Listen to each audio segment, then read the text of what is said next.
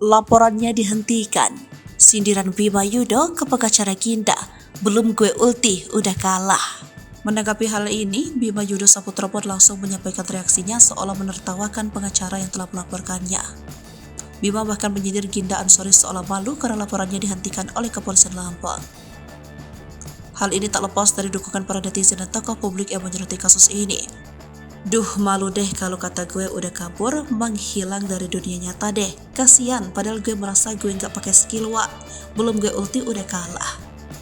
Sindir Bima Yudo Saputra melalui Instagram story-nya Selasa 12 April 2023. Polisi akhirnya menghentikan atau tidak melanjutkan proses laporan terhadap TikToker pengkritik Provinsi Lampung, Bima Yudo Saputra. Sebelumnya, Bima dilaporkan terkait kasus dugaan pelanggaran UU ITE. Penyidik Polda Lampung tidak menemukan unsur pidana dalam laporan tersebut.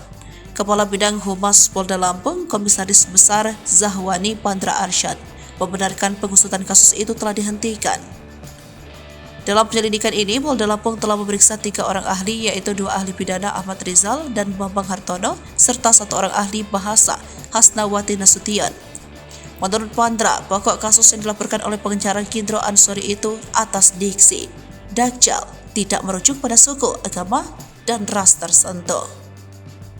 Diberitakan sebelumnya, TikToker pengkritik Provinsi Lampung Bima Yudo Saputra resmi dilaporkan oleh pengacara Ginda Ansori ke Polda Lampung. Bima dilaporkan dengan Undang-Undang Informasi Elektronik dan Transaksi Elektronik. Kepala Bidang Humas Polda Lampung, Komisaris Besar Zahwani Pandra Arsyad, membenarkan adanya laporan resmi terhadap TikToker Bima tersebut.